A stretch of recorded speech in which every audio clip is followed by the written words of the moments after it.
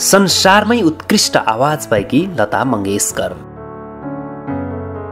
सन् 1947-48 ताका लता मङ्गेशकरलाई दिनहुँ जसो एउटै सपना दोहोरिरहन्थ्यो। झन्डै 15 दिन जस्तो उनले यसरी एउटै सपना देखिरहन्। उनी समुद्रको नजिकै भएको कालो पत्थरको सिँढी नै सिँढी भएको एउटा मन्दिरमा पुग्थिन्। त्यो मन्दिरको ढोकाबाट भित्र छिर्थिन्। मन्दिरको पछाडि पनि त्यस्तै अर्को ढोका थियो। त्यो ढोका खोल्थिन्, त्यहाँ पनि काला पत्थरहरूले बनेको सिँढी थियो। उनी त्यो सिँढीमा उभिन्थिन्। त्यसपछि त्यो सिँढी तल जान्थ्यो। त्यो समुद्रमा विभिन्न रङ बिरङको पानी थियो। बिस्तारै उनका खुट्टाहरूमा त्यो रङ बिरङको पानीले छुन्थ्यो। त्यो पानीले छोएपछि उनी बिउजिन्थिन्। यो सपना दिनहुँ उनको निद्रामा दोहोरिरहन्थ्यो। एक दिन उनले आमालाई सोधिन्, आमा, म दैनिक जसो यस्तो खालको सपना देख्छु, खाली किन एउटै सपना दोहोरिरहन्छ आमा? यसको अर्थ के हो? आमाले खुसी हुँदै भनेकी थिइन्, तिमीलाई भगवानले आशीर्वाद दिनुभएको हो। तिमी एक दिन सबैले सम्मान गर्ने मान्छे बन्नेछौ। उनै लता मङ्गेशकर विश्व प्रसिद्ध गायिका भइन्, जसको स्वर संसारमै सबैभन्दा मिठो स्वर मानिन्छ। संसारमा सबैभन्दा धेरै गीत गाउने गिनिज बुक अफ वर्ल्ड रेकर्डमा पनि उनकै नाम छ। लता मङ्गेशकरले केही नेपाली गीत पनि गाएकी छिन्। हामीले यस भिडियोमा लता मङ्गेशकरको जीवनी समेट्न खोज्नुको कारण चाहिँ उनले नेपाली गीत पनि गाएकी छिन्। अर्को चाहिँ उनी एक समयमा पृथ्वीमै सबैभन्दा मिठो स्वरकी धनी गायिका मानिन्थिन्। त्यसैले उनको जीवन कथाले हामीलाई पनि केही प्रेरणा मिलोस् भन्ने हेतुले यो जीवन कथा यहाँ प्रस्तुत गर्न लागिरहेका छौँ। उनी भारतकी मात्र गायिका होइनन्, उनी नागरिक मात्र भारतकी हुन्। उनले 36 वटा भन्दा धेरै भाषामा गीत गाएकी छिन्।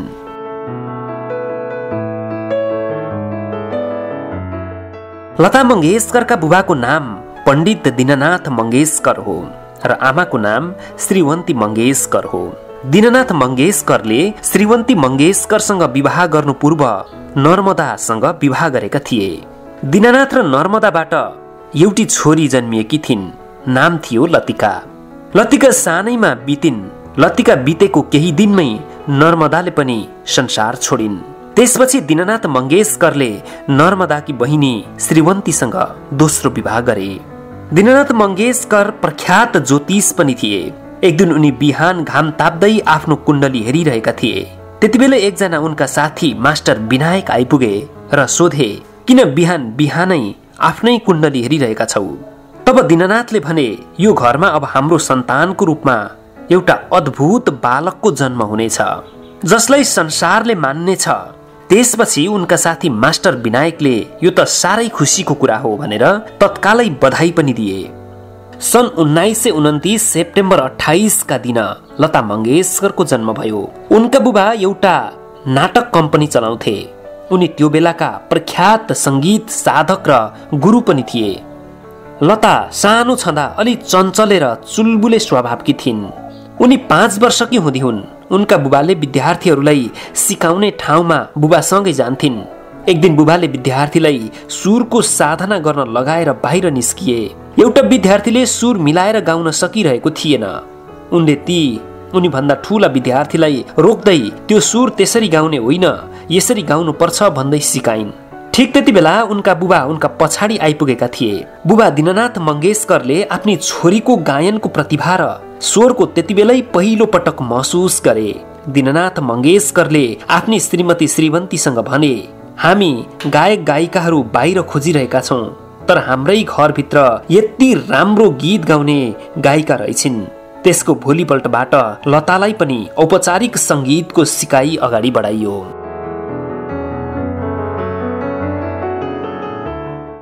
लता मङ्गेशकर दीननाथ र श्रीवन्तीकी जेठी छोरी हुन्। उनीदेखि मुनि माइली मीना, साइली आशा र कान्छी उषा हुन्। उनका एकमात्र भाइ हृदयनाथ हुन्। लता मङ्गेशकरले कहिल्यै स्कुल पढिनन्। यसको खास कारण उनी आफ्नी साइली बहिनी आशालाई साह्रै माया गर्थिन्।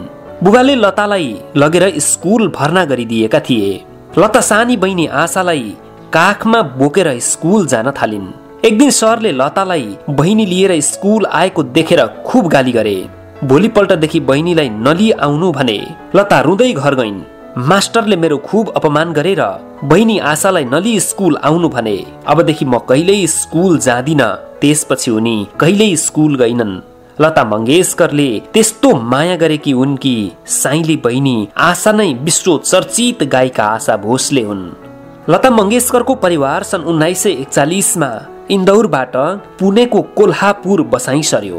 कोल्हापुर बसाई सरेको 1 वर्षपछि सन् 1942 मा लता मंगेशकरका बुबाले संसार छोडे। मर्नु केही दिन अघि उनका बुबाले लतालाई भनेका थिए, छोरी तिमी देशको सर्वमान्य गायिका बन्ने छेउ। तिम्रो गायनलाई संसारले सम्मान गर्नेछ। तर तिम्रो सफलता देख्न म रहने छैन। अब म धेरै बाँच्दिन। यो घरको सम्पूर्ण देखभाल तिमीले गर्नुपर्छ। यसो भनेको केही दिनमै उनका बुबा बिते। घरमा अन्धकार छायो। लता मंगेशकर 13 वर्षकी मात्र थिइन्। एउटी आमाले के गर्ने? लताका भाइ बहिनीहरू मसिनै थिए। आमा छोरीले सल्लाह गरे, अब के गर्ने, कसरी घर चलाउने? लताले भनिन्, आमा मलाई गाउन र अभिनय गर्न भन्दा अरू केही गर्न पनि आउँदैन। अब अरू के गर्ने? त्यसबीचमा उनले सम्झिन् उनका बुबाका साथी मास्टर विनायक। उनलाई थाहा थियो मास्टर विनायकले चलचित्र बनाउँदैछन् भन्ने। लताले मास्टर विनायकलाई चलचित्रमा सानोतिनो काम दिन अनुरोध गरिन्। लताको क्षमता सानैदेखि राम्ररी बुझेका मास्टर विनायकले आफूले बनाउँदै गरेको मराठी चलचित्र फाज भाउमा उनलाई एउटा गीत गाउन अवसर दिए। त्यो नै उनले चलचित्रमा गाएको पहिलो गीत थियो। त्यतिले मात्र घर चल्नेवाला थिएन। उनलाई गीत गाउन खुब रहर लाग्थ्यो। अभिनय गर्न खासै मन पर्दैन थियो। तर घर खर्च चलाउन भए पनि उनले अभिनय गर्नै पर्ने थियो। उनी मास्टर विनायकको चलचित्र कम्पनीमा काम गर्न थालिन्। मास्टर विनायकले बनाएको चलचित्र नवयुगमा पहिलो पटक अभिनय गरिन् नायिकाकी बहिनीको भूमिकामा। उक्त चलचित्रकी नायिका थिइन् त्यति बेलाकी जल्दी बल्दी सुन्दरी नूरजहाँ। यसरी 14 वर्षको उमेरमा गायन र अभिनय गर्न थालिन् लता मंगेशकरले। लता मंगेशकरको दोस्ती नूरजहाँसँग निकै नै झाँगियो। नूरजहाँ अलि फुर्सद हुने बित्तिकै सुटिङ नभएको खाली समयमा लतालाई बोलाएर गीत गाउन लगाउँथिन्। त्यतिबेलै लतालाई नूरजहाँले तिमी भविष्यमा संसारको आँखाको तारा बन्ने छेउ भनेकी थिइन्।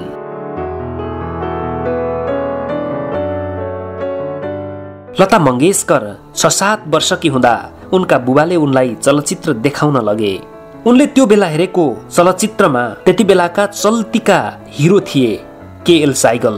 उनलाई त्यो चलचित्रमा देखिएका केएल साइगल भगवान जस्तै लाग्यो। चलचित्र हेरेर घर फर्केपछि उनले आमासँग भनिन्, आमा मैले केएल साइगलको फिल्म हेरेँ। मलाई केएल साइगल देउता जस्तै लाग्यो। पछि ठुली भएर म केएल साइगलसँगै बिहे गर्छु। लताको कुरा सुनेर सबैजना हाँसे। लताले काम गर्न थालेपछि आफूले पाएको पारिश्रमिकको थोरै भाग खुत्रुकेमा हाल्थिन्। एक दिन उनले खुत्रुकेमा जम्मा भएको पैसाले एउटा रेडियो किनेर ल्याइन् र आमालाई देखाइन्। त्यति बेला भारतमा रेडियो आकाशवाणी प्रख्यात थियो। सबैले त्यही सुन्थे।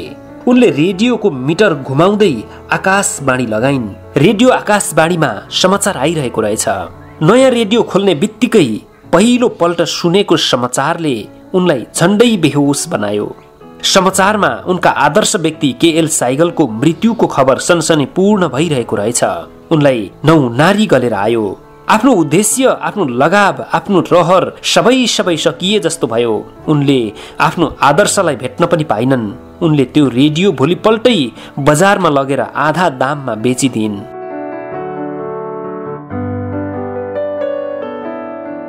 लता मंगेशकर मास्टर विनायकको अफिसमा काम गर्दै थिइन्।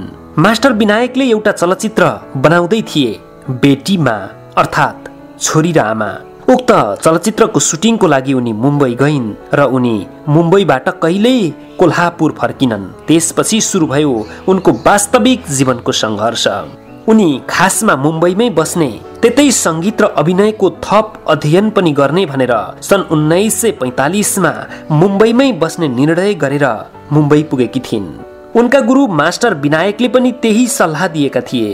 तर दुःखको कुरा, उनी मुम्बई बस्न थालेको केही समयमै मास्टर विनायक पनि सधैँका लागि बिदा भए। मास्टर विनायकको मृत्युको खबरले उनलाई यति पिरोल्यो कि आफ्ना पिताको मृत्युमा पनि उनी त्यति दुखी भएकी थिइनन्।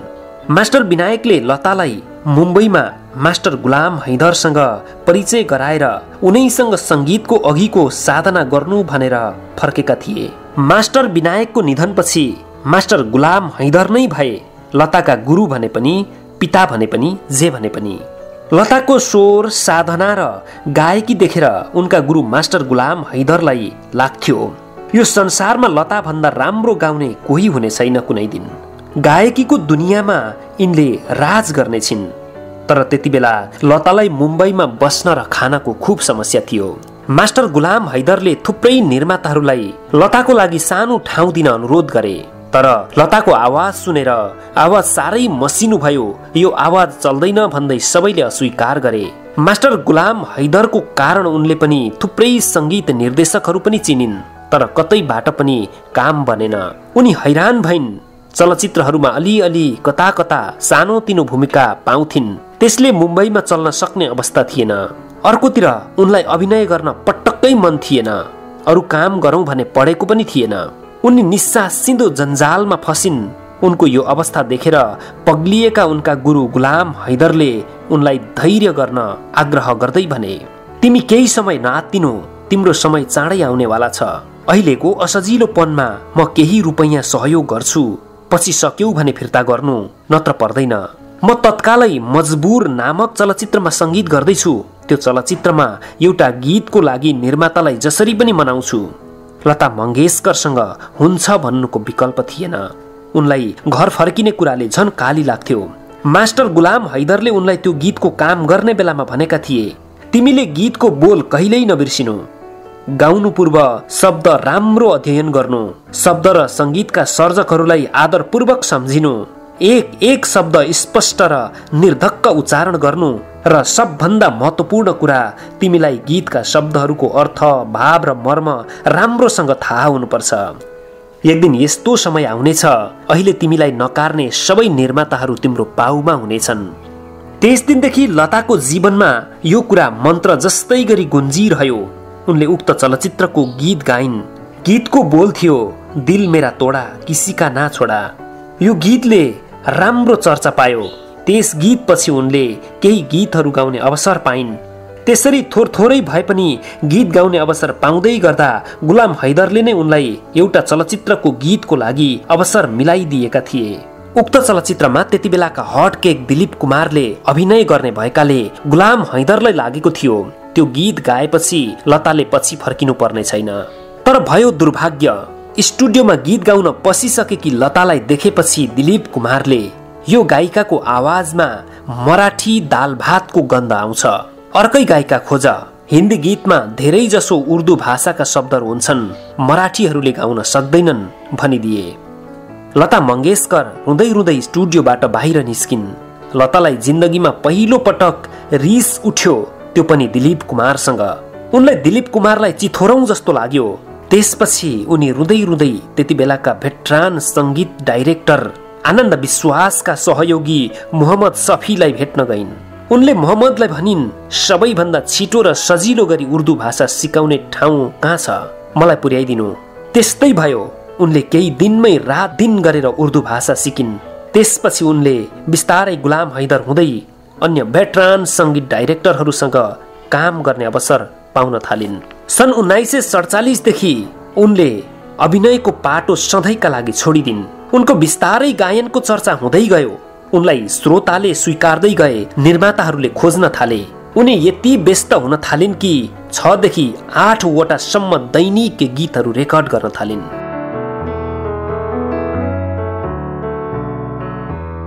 लता मंगेशकर एउटी यस्ती क्रान्तिकारी गायिका भएर निस्किन् कि भारतमा रोयल्टीको पहिलो पल्ट कुरा उठाउने उनी नै थिइन्। उनले नै गीत संगीत र शब्दमा एकपटक तिरेर ढुक्क हुने व्यवस्थाको विरोध गर्दै गीत संगीतले कमाएको रकमको केही अंश शब्द संगीत र गायनले पाउनुपर्छ भनेर आवाज उठाउँदा सबै निर्माताहरू विरोधमा उत्रिएका थिए। निर्माता राज कपूरले त लता, म व्यापार गर्न आएको हुँ, तिमीलाई रोयल्टी दिन आएको होइन भनेका थिए। त्यतिबेला लताले जवाफ दिएकी थिइन्, राज साहेब, तपाईँ व्यापार गर्न आउनु भएको हो भने म पनि चलचित्रको रानी बगैँचामा घुम्न आएकी होइन। लता मंगेशकर गायिका मात्रै होइनन्, उनले धेरै गीतहरूमा सङ्गीत भरेकी छिन्। तर उनी आफूलाई सङ्गीतकार भनेर चिनाउन चाहदिनथिन्। त्यसैले उनले सङ्गीत गरेका गीतमा सङ्गीतकारको नाम आनन्द घन राख्थिन्। तर एक दिन यस्तो दिन आयो, त्यो राज खुल्नु पर्ने भयो। कुरा के भयो भने एउटा मराठी चलचित्र रामनाम पाहुनामा उनले सङ्गीत दिएकी थिइन्। त्यो चलचित्रको सङ्गीत पुरस्कृत हुने भयो। उक्त चलचित्रका गीतहरूको सङ्गीत लता मङ्गेशकरकै हो भन्ने निर्माताहरूलाई मात्र थाहा थियो र उनले त्यो कुरा निर्माताहरूलाई गोप्य राख्न भनेकी थिइन्। पुरस्कार समारोहमा आनन्द घनको नाम बारम्बार बोलाइयो। कोही पनि पुरस्कार ग्रहण गर्न नगएपछि पुनः पुनः बोलाइरहियो। केही सिप नचलेपछि उनी पुरस्कार ग्रहण गर्न गइन्। त्यहाँ उपस्थित सबै दङ्ग र छक्क परे। लताको अर्को प्रतिभाको राज खुल्यो। उनले लुकाएको नाम र सङ्गीतकार आनन्द घन को रहेछ भनेर सबैले चिने। लता मङ्गेशकर हरेक गीतहरू गाउने बेलामा आफ्ना गुरु गुलाम हैदरले दिएको मन्त्र सम्झिन्थिन्। शब्दलाई पटक पटक दोहोर्याएर हेर्थिन् र कुनै पनि तरिकाले शब्दमा विवादास्पद कुरा भेटाइन् भने, कुनै शब्दले आपत्तिजनक अर्थ बोकेको रहेछ भने गाउँदिनथिन्। सकेसम्म उनले गाउने गीतहरूको शब्द र सङ्गीत गाउनुभन्दा पहिले नै दिइसक्नु पर्थ्यो। लता मङ्गेशकरले यति धेरै गीतहरू गाएकी छिन् कि त्यसको अब गन्ती नै छैन। उनले 36 वटा भाषामा गीत गाएकी छिन्। ती मध्ये नेपाली भाषामा पनि 3 वटा गीत गाएकी छिन्। एउटा माइतीघर चलचित्रमा म बिबी शाहले लेखेको जुन माटोमा मेरो जन्म लिने सौभाग्य भयो, अर्को म बिबी शाहकै शब्द आकाशका मिरमिरे तारा र अर्को आनन्द अधिकारीको शब्द शिखर सन्तोषको सङ्गीतमा रामकृष्ण ढकालसँग बाँचुन्जेलीलाई। उनले अरू गायक गायिकाहरूभन्दा धेरै गीत त गाएकी छिन्, तर धेरै पनि कति भने सन् 1974 देखि सन् 1991 सम्ममा 30,000 भन्दा धेरै गीत रेकर्ड गरेर गिनिज बुक अफ वर्ल्ड रेकर्डमा समेत नाम दर्ता गराएकी थिइन्। केही भारतीय समीक्षकहरूका अनुसार लता मङ्गेशकरले उनको जीवनकालमा 50,000 भन्दा धेरै गीत गाएकी छिन्।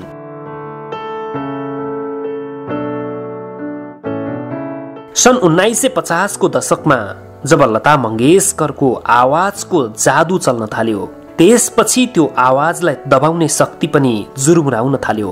कतै बहिष्कार त कतै अपमान पनि सहनु पर्यो लता मङ्गेशकरले। ती सबै त छँदै थिए। सन् 1960 मा उनी अचानक सिकिस्त बिरामी भइन्।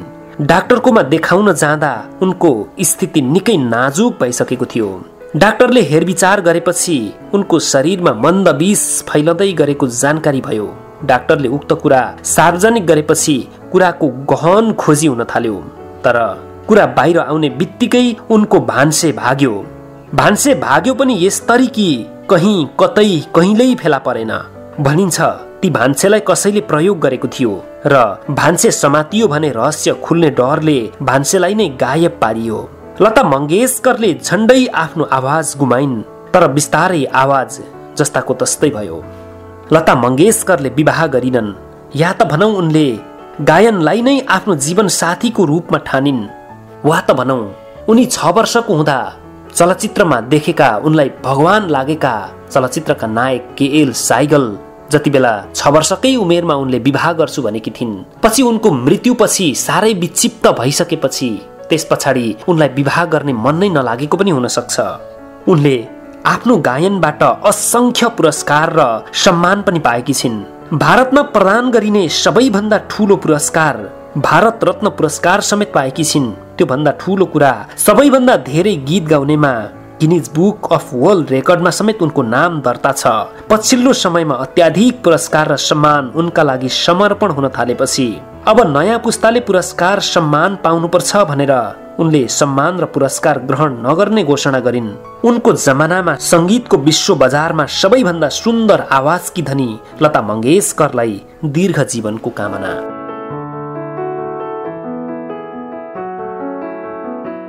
आदरणीय दर्शकवृन्द, हामीले आजको भिडियोमा भारतकी मात्रै नभएर संगीतको विश्व बजारमा सबैभन्दा मिठो स्वरकी धनी मानिएकी र सबैभन्दा चर्चित गायिका लता मङ्गेशकरको जीवनी प्रस्तुत गर्यौं। लता मङ्गेशकरको जीवनी तपाईहरूलाई कस्तो लाग्यो? हामीलाई तपाईहरूले दिनुपर्ने कुनै पनि सुझाव, सल्लाह र प्रतिक्रियाहरू छन् भने तल कमेन्ट बक्समा अनिवार्य लेखिदिनु हुन विनम्र अनुरोध गर्दछौं।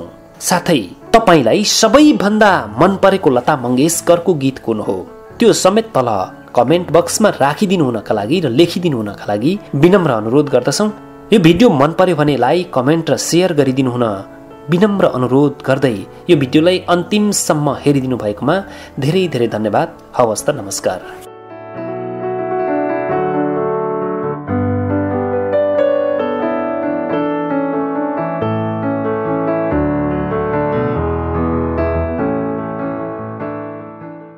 शब्दहरूको जादुमा मनोरञ्जनको संगम, थलैचा इन्टरटेनमेन्ट।